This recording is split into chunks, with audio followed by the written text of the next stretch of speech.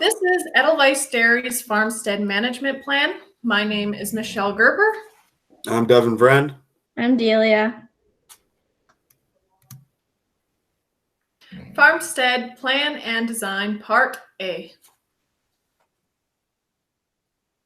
So needs are what are essential to an operation to be effective in production. So some of our needs are cow traffic flow, our location of our barn so that drainage is away from our farmyard, an effective milk system, shelter for our livestock, clean watering systems, adequate light source, a bathroom for our employees, windows and curtains for ventilation because it has proved to increase production in dairy animals, storage, so that is for grain, silage, and hay.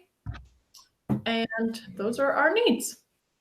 So for wants, it's not something that our barn necessarily needs, but something that would just be nicer to have.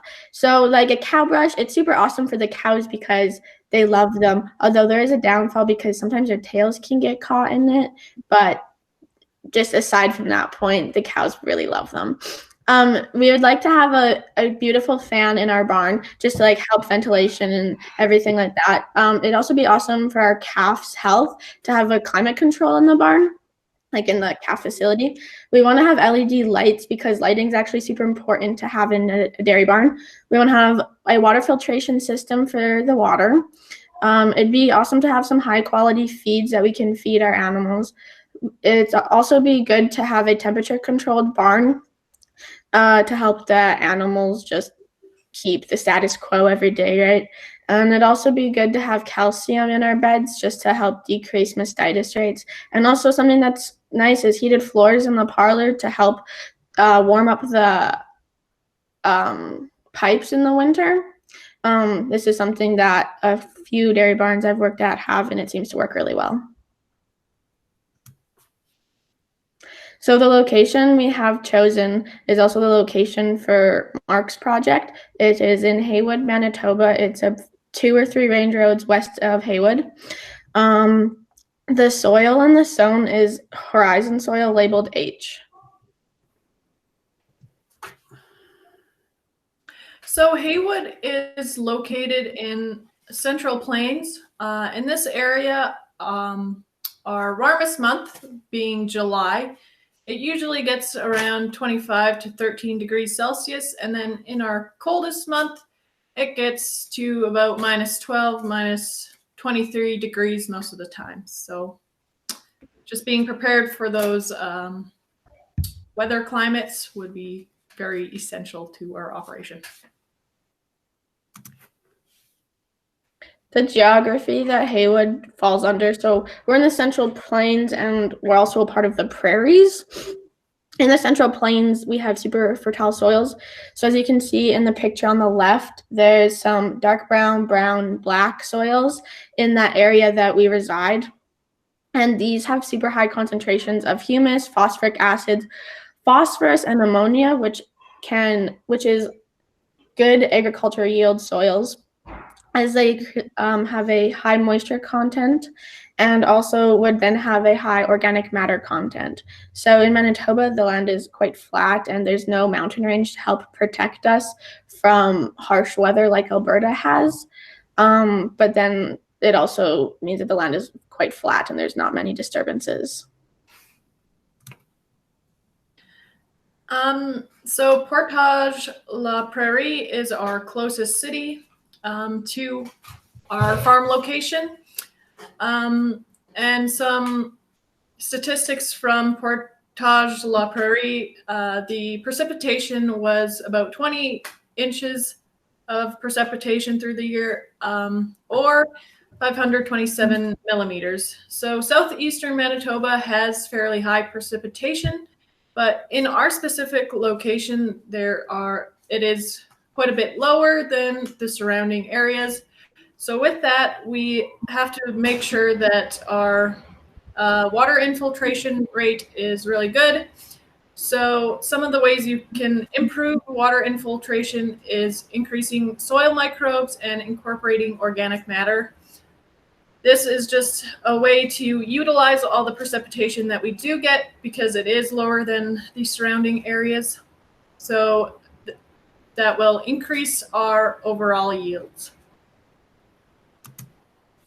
The January design temp is something in science where in January the 1% and 2% coldest temperatures are recorded for building reasons, because you want to make sure that your building can withstand the extreme cold that Manitoba has. In their area, there wasn't a lot of data for January design temp, but I did find something from the Winnipeg airport that I used. So I found that like in the 0.4% of time, temperature is negative 32.2% or colder. And in the 1%, the temperatures are negative 30.2 degrees Celsius or colder. And so that just means that in that 0.4 and 1% of time, the temperature at the Winnipeg airport are colder than what I stated. And so far this year on February 12th, the temperature was recorded at negative 46 degrees Celsius. So it's really crucial that we make sure our barn can withstand that cold temperature. So for topography and drainage, being in the prairies, there are virtually no hills or valleys. There are a few low-lying areas. So with that, we have to make sure that we plan our farmyard to accommodate with that so that the drainage goes away from our buildings, not towards it. And another reason to incorporate organic matter and to improve our soil infiltration rates is it decreases flooding risks. So in our fields, the low-lying areas that do exist, if you improve your soil infiltration rates, then there is less likelihood of flooding. Okay, so there's a little aspect on our land. The dairy barn is located on a piece of land that has almost no aspect. So there's not many hills. There's nothing to the land really. But any slight slopes that we do encounter, we just have to make sure that they're going away from the barn, just to make sure that no feces or mud or anything comes back into the barn.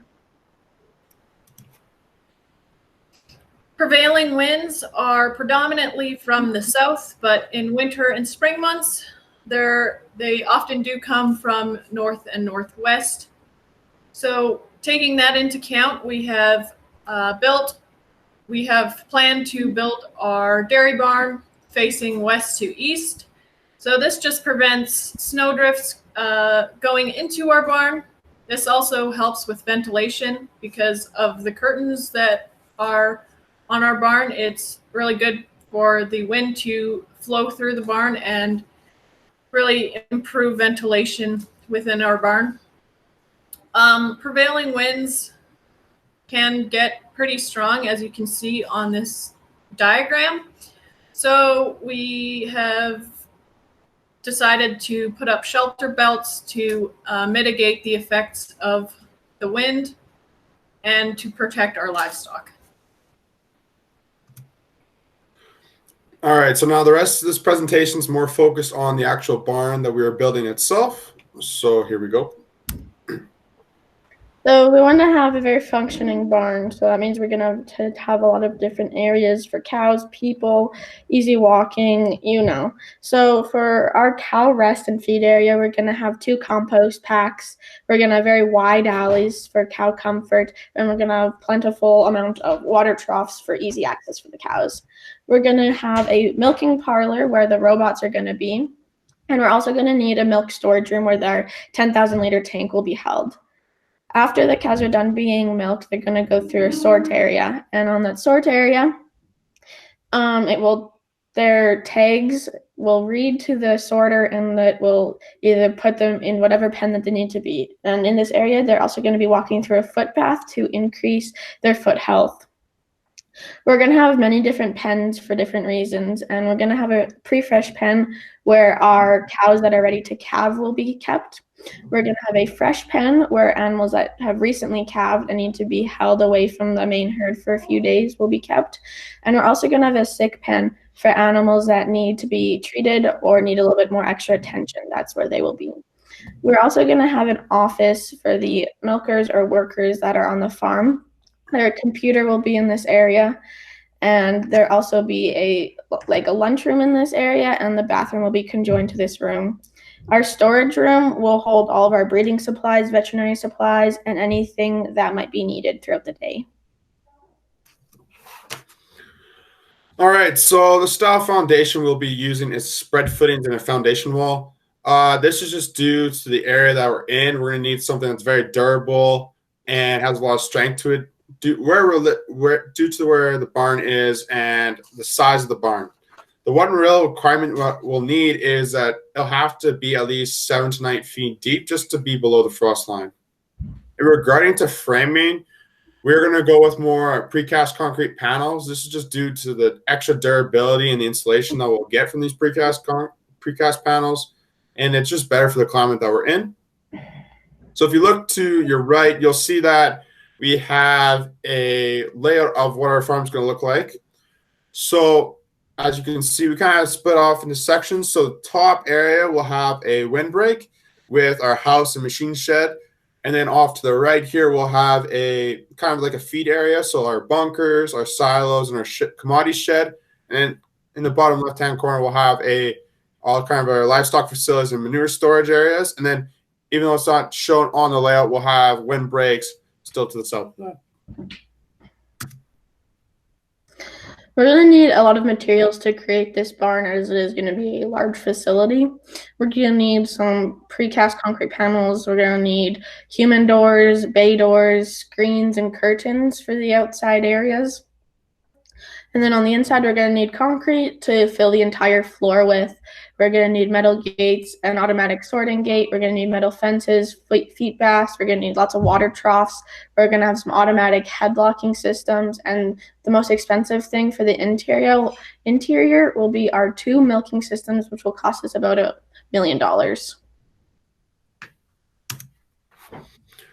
So based on the area that we're in Manitoba, we're going to need 3 different permits. We're going to need a building permit, which is based on the value of our barn, a plumbing permit, which is just a flat rate, and an inspection permit, which is also based on the value of the barn that we're building.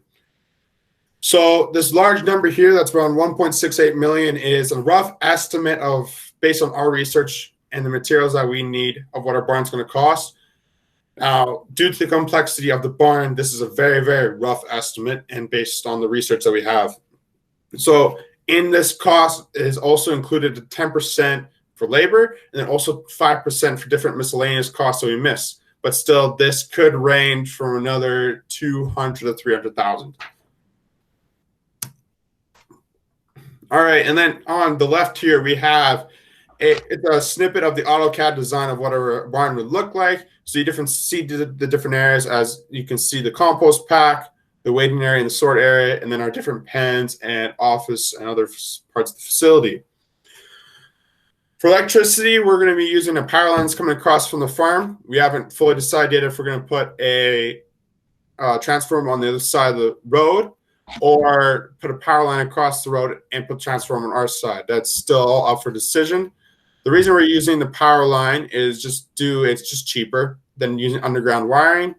And yeah, it's just cheaper generally. The only thing that we have to really watch to make sure if we're bringing a power line across the highway that's high enough that won't get caught with trucks or farm vehicles.